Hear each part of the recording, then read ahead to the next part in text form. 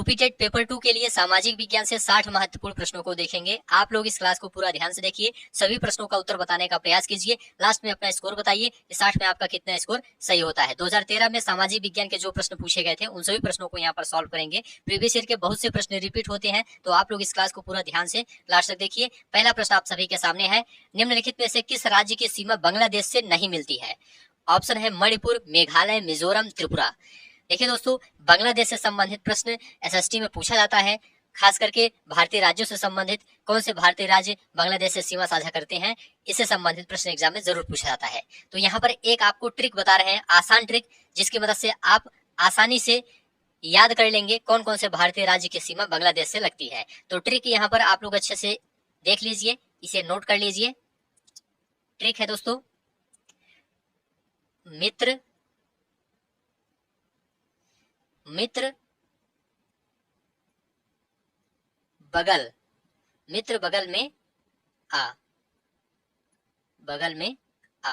ये सिंपल सा ट्रिक है, इसकी मदद से आप आसानी से याद कर सकते हैं कौन कौन से भारतीय राज्य की सीमा बांग्लादेश से लगती है। मित्र में आप देखेंगे, मी से आपका क्या हो जाएगा? मी से आपका मिजोरम हो जाएगा। ध्यान रखिएगा, यहाँ पर मिजोरम है, मी से आपका मिजोरम हो जाएगा। ठीक है। त्रा से क्या हो जाएगा? त्रिपुरा हो जाएगा, यहाँ पर त्रिपुरा भी है। ठीक है। बगल, बगल से आपका क्या हो जाएगा? बंगाल हो जाएगा। ध्यान रखिएगा, बंगाल हो जाएगा बगल से। में से क्या हो जाएगा? में से आपका मेघालय हो जाएगा। क्या हो जाएगा? मेघालय। आ से आपका क्या हो जाएगा? असम हो जाएगा। ठीक है। तो इसे आप लोग अच्छे से याद कर लीजिए। मी से मिजोरम, त्रा से त्रिपुरा, बगल से बंगाल, में से मेघालय, आ से असम। तो यहाँ पर राइट आंसर क्या हो जाएगा? यहाँ पर मणिपुर कहीं पर भी नहीं आया है, तो मणिपुर ये बांग्लादेश से सीमा साझा नहीं करता है। अन्य सभी राज्य बांग्लादेश से सीमा साझा करते हैं। कौन कौन से राज्य हैं? त्रिपुरा, मेघालय, मिजोरम, पश्चिम बंगाल और असम। ठीक है, चलिए आगे बढ़ते हैं। बैलाडीला खदान जानी जाती है, बैलाडीला खदान जानी जाती है किसके लिए? तो लौह अयस्क के लिए जानी जाती है। सी ऑप्शन राइट आंसर हो जाएगा। बैलाडीला खदान लौह अयस्क के उत्पादन के लिए प्रसिद्ध है। चलिए अगला प्रश्न है, संयुक्त राष्ट्र महासभा ने मानव अधिकारों की घोषणा कब की थी? तो देखिए दोस्तों, 10 दिसंबर 1948 को की थी। तो यहाँ पर 10 दिसंबर 1948 आपका राइट आंसर हो जाएगा, बी ऑप्शन। सभी प्रश्न आप लोग अच्छे से देखते हुए चलिए, सभी प्रश्न बहुत ही ज्यादा इंपॉर्टेंट हैं, बार बार एग्जाम में पूछे जाते हैं कि राज्यों में 1959 में सर्वप्रथम पंचायती राज को लागू किया गया था। तो सबसे पहले कहां पर लागू किया गया था? राजस्थान में, और दूसरे नंबर पर है आपका आंध्र प्रदेश। 2 अक्टूबर 1959 को राजस्थान राज्य के नागौर जिले में सबसे पहले पंचायती राज प्रणाली लागू की गई थी। दूसरा राज्य कौन सा था? आंध्र प्रदेश था। तो राजस्थान और आंध्र प्रदेश दोनों आपको ध्यान में रखना है। 73वां भारतीय संविधान संशोधन संबंधित है। 73वां भारतीय संविधान संशोधन किससे संबंधित है? पंचायती राज प्रणाली से संबंधित है। तो यहाँ पर डी ऑप्शन पंचायती राज प्रणाली आपका राइट आंसर हो जाएगा। अस्पृश्यता की समाप्ति का संबंध है, अस्पृश्यता की समाप्ति का संबंध किससे है? अनुच्छेद 17 से है। तो यहाँ पर बी ऑप्शन अनुच्छेद 17 आपका राइट आंसर हो जाएगा। सूची फर्स्ट को सूची सेकंड से यहाँ पर मिलान करना है। नीचे यहाँ पर अनुच्छेद दिया गया है, तो आप लोग देख लीजिए। सबसे पहले आपका क्या है? वित्त आयोग है। तो वित्त आयोग को आप अनुच्छेद में देखिए किससे मिलाएंगे? अनुच्छेद 280 यहाँ पर है, देखिए 280। तो यहाँ पर आप 280 लिख देंगे वित्त आयोग के सामने। ठीक है। वित्तीय आपातकालीन स्थिति, ये किससे संबंधित है? किस अनुच्छेद से? अनुच्छेद 360 से संबंधित है वित्तीय आपातकाल। ठीक है। इसके बाद क्या है यहाँ पर देखिए, राज्यसभा, राज्यसभा से कौन संबंधित है? तो यहाँ पर आप लोग देखिए कौन सा अनुच्छेद है? अनुच्छेद 312 है। ठीक है। इसके बाद संवैधानिक संशोधन, संवैधानिक संशोधन ये अनुच्छेद 368 से संबंधित है। ठीक है। तो यहाँ पर आप लोग देख लीजिए कौन सा विकल्प आपका सही होगा। पहले को आप चौथे से मिलाएंगे, बी को पहले से, सी को दूसरे से, डी को तीसरे से। डी ऑप्शन राइट आंसर हो जाएगा। चलिए नेक्स्ट है, राष्ट्रीय ध्वज में लंबाई चौड़ाई का उचित अनुपात यहाँ पर पूछा गया है। तो उचित अनुपात क्या है? 3:2 है। चलिए नेक्स्ट है, वर्तमान में योजना आयोग के उपाध्यक्ष हैं। देखिए दोस्तों, जब यह प्रश्न पूछा गया था तो उस समय कौन थे? मोंटेक सिंह अहलूवालिया। अभी वर्तमान में क्या है? योजना आयोग के स्थान पर अब नीति आयोग आ गया है, मतलब योजना आयोग का स्थान अब नीति आयोग ने ले लिया है। कब? 1 जनवरी 2015 को।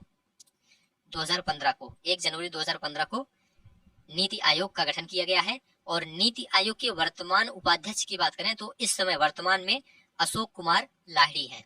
ध्यान रखिएगा, अशोक कुमार लाहिड़ी हैं। ये कौन है? ये नीति आयोग के वर्तमान उपाध्यक्ष हैं। और प्रधानमंत्री नीति आयोग के प्रदेश अध्यक्ष होते हैं। इन्हें भी आप लोग ध्यान रखिएगा। बाल कल्याण से संबंधित अंतर्राष्ट्रीय संस्था है, तो देखिए दोस्तों, यूनिसेफ है। सी ऑप्शन राइट आंसर हो जाएगा, यूनिसेफ। वर्तमान में अंकोर वाट स्थित है। वर्तमान में अंकोर वाट स्थित है। कहां पर स्थित है? ये कंबोडिया में है। तो यहाँ पर पहला ऑप्शन कंबोडिया आपका राइट आंसर हो जाएगा। भारत में मध्य युग में किस साम्राज्य ने कन्नौज पर शासन किया था? तो मध्य युग में गुर्जर प्रतिहार। यहाँ पर बी ऑप्शन राइट आंसर हो जाएगा। कन्नौज पर मध्य युग में गुर्जर प्रतिहार वंश ने शासन किया था। तो यहाँ पर बी ऑप्शन राइट आंसर हो जाएगा। चलिए आगे बढ़ते हैं। बृहदेश्वर मंदिर स्थित है। बृहदेश्वर मंदिर कहाँ पर स्थित है? तंजौर में स्थित है। तो यहाँ पर पहला ऑप्शन तंजौर आपका राइट आंसर हो जाएगा। शाहनामा किसके द्वारा लिखी गई? शाहनामा किसके द्वारा लिखी गई? तो देखिए दोस्तों, फिरदौसी के द्वारा लिखी गई थी। बी ऑप्शन राइट आंसर हो जाएगा। यहाँ पर फिरदौसी आपका राइट आंसर हो जाएगा। निम्न में से कौन सुमेलित है? तो देखिए दोस्तों, लॉर्ड कॉर्नवालिस अस्थायी बंदोबस्त बिल्कुल सही सुमेलित है। तो पहला ऑप्शन आपका राइट आंसर हो जाएगा। लॉर्ड कॉर्नवालिस ने 1793 में बंगाल और बिहार में अस्थायी बंदोबस्त की शुरुआत की थी। ठीक है, तो यहाँ पर पहला सही है, अन्य सभी सही नहीं है। मार्को पोलो कौन था? मार्को पोलो कौन था? ये अन्वेषक था। तो यहाँ पर अन्वेषक या खोजकर्ता आपका राइट आंसर हो जाएगा। निम्नलिखित में से प्रथम भारतीय समाचार पत्र कौन था? देखिए दोस्तों, बंगाल गजट था। प्रथम भारतीय समाचार पत्र कौन था? बंगाल गजट था। चलिए आगे बढ़ते हैं। प्रथम भूमिगत रेलवे का निर्माण हुआ था, कहां पर हुआ था? लंदन में हुआ था। यहाँ पर सी ऑप्शन, दुनिया की पहली भूमिगत रेलवे लंदन में प्रारंभ की गई थी। अमेरिका ने नागासाकी में परमाणु बम गिराया था। अमेरिका ने नागासाकी में परमाणु बम गिराया था। कब गिराया था? तो यहाँ पर नागासाकी की बात की गई है। तो यहाँ पर आपका 9 अगस्त 1945 राइट आंसर हो जाएगा। 9 अगस्त 1945 को अमेरिका ने जापान के नागासाकी पर परमाणु बम गिराया था। और ध्यान रखिएगा, 6 अगस्त 1945 को अमेरिकी वायुसेना ने जापान के हिरोशिमा पर परमाणु बम गिराया था। हिरोशिमा पर 6 अगस्त को और नागासाकी पर 9 अगस्त को। दोनों आप लोग ध्यान रखिएगा। नागरिक सुरक्षा संगठन की स्थापना किस वर्ष की गई थी? नागरिक सुरक्षा संगठन की स्थापना तो देखिए 1962 में की गई थी। भारत में नागरिक सुरक्षा संगठन की स्थापना भारत चीन युद्ध के बाद 1962 में की गई थी। कोयले का सर्वाधिक उपभोग होता है, ऊर्जा के उत्पादन में होता है। यहाँ पर पहला ऑप्शन राइट आंसर हो जाएगा। भारत में ऊर्जा उत्पादन में कच्चे कोयले का सर्वाधिक उपभोग होता है। कौन सा देश दक्षेस का सदस्य नहीं है? तो देखिए दोस्तों, यहाँ पर म्यांमार आपका राइट आंसर हो जाएगा। अन्य सभी दक्षेस के सदस्य हैं। निम्नलिखित में से कौन सी सबसे लंबी नदी है? तो देखिए दोस्तों, यहाँ पर गोदावरी इनमें से सबसे लंबी नदी है। तो यहाँ पर गोदावरी आपका राइट आंसर हो जाएगा। और गंगा भारत की सबसे लंबी नदी है, इसे आप लोग ध्यान रखिएगा। निम्नलिखित में से किसका उपयोग पृथ्वी की आयु के परिकलन में नहीं किया जाता है? तो देखिए दोस्तों, पृथ्वी का आकर्षण बल का उपयोग नहीं किया जाता है पृथ्वी की आयु के परिकलन में। तो यहाँ पर सी ऑप्शन राइट आंसर हो जाएगा। अन्य सभी का किया जाता है।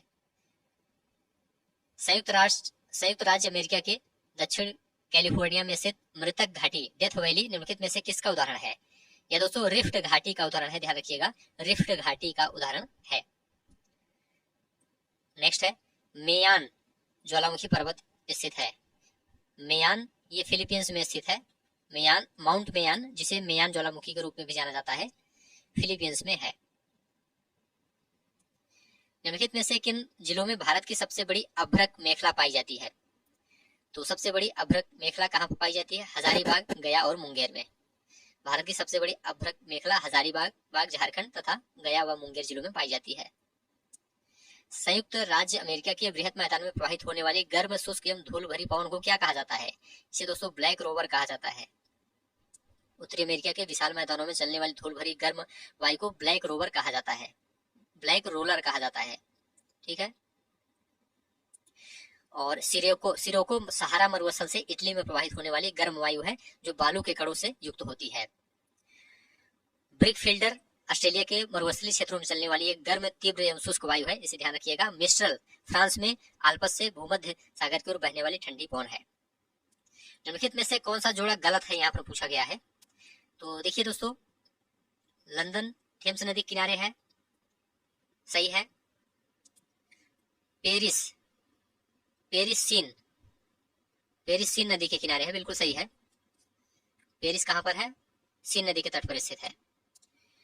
न्यूयॉर्क मिसिसिपी यहां पर दिया गया है, तो न्यूयॉर्क हडसन नदी के तट पर स्थित है, ये आपका गलत है, सी ऑप्शन। न्यूयॉर्क हडसन नदी के तट पर स्थित है। दिल्ली यमुना नदी के तट पर स्थित है, यह भी सही है। तो कौन सा गलत है? सी ऑप्शन आपका गलत है। ठीक है। लंदन थेम्स नदी किनारे, पेरिस कहां पर है? सीन नदी के तट पर स्थित है, दिल्ली यमुना नदी के तट पर है। और न्यूयॉर्क कहां पर है? न्यूयॉर्क हडसन नदी के तट पर स्थित है। वायु की गति सामान्यतः जिस यंत्र से मापते हैं उसे क्या कहते हैं? एनीमोमीटर कहा जाता है, ध्यान रखिएगा। एनीमोमीटर एक ऐसा उपकरण है जो हवा की गति को मापता है। ठीक है।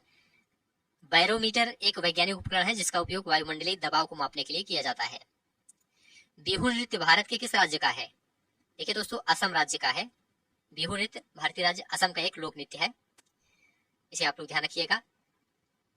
और अरुणाचल प्रदेश की बात करें तो यहाँ का मुखौटा नृत्य, युद्ध नृत्य प्रसिद्ध है, इसे भी ध्यान रखिएगा। छत्तीसगढ़ के लोक नृत्य की बात करें तो पंडवानी, कर्मा, झूमर, ये सब ध्यान रखिएगा। चलिए आगे बढ़ते हैं। कृषि उत्पादन को बढ़ाने के लिए क्या उपयोगी नहीं है? कृषि उत्पादन को बढ़ाने के लिए क्या उपयोगी नहीं है? तो देखिए दोस्तों, जंगल काटना ये उपयोगी नहीं है। कृषि में यांत्रिकीकरण करना उपयोगी है, उर्वरक प्रयोग में बढ़ोतरी, सिंचाई क्षमता विस्तार। जंगल काटना ये उपयोगी नहीं है, डी ऑप्शन राइट आंसर हो जाएगा। निम्नलिखित में से किस सागर में लवणता सबसे अधिक है? तो देखिए, मृत सागर में सबसे अधिक लवणता है, मृत सागर आपका बी ऑप्शन राइट आंसर हो जाएगा। आईपीएल किस खेल से संबंधित है? आईपीएल किस खेल से संबंधित है? तो देखिए दोस्तों, ये क्रिकेट से संबंधित है, तो सी ऑप्शन क्रिकेट आपका राइट आंसर हो जाएगा। भारत में एशियाई खेल सर्वप्रथम कहां आयोजित किए गए थे?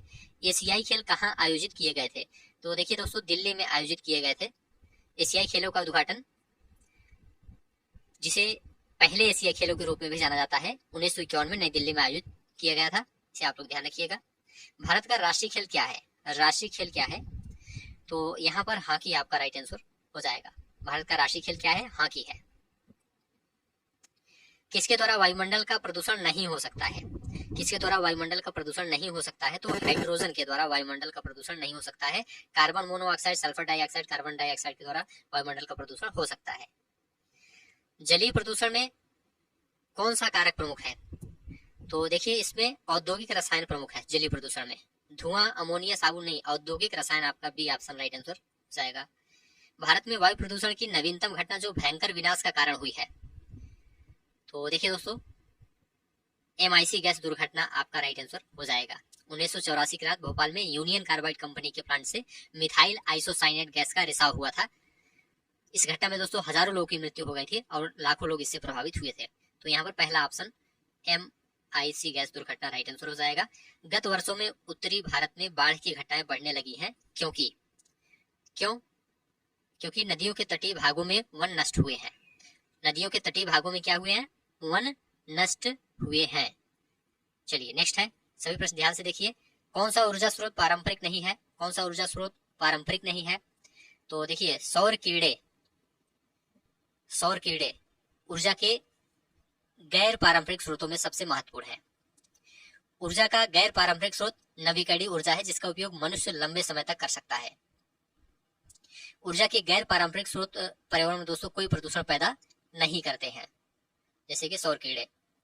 तो यहाँ पर सी ऑप्शन राइट आंसर हो जाएगा। भारत में कौन सा जंतु लुप्त हो गया? देखिए यहाँ पर राइट आंसर हो जाएगा चीता।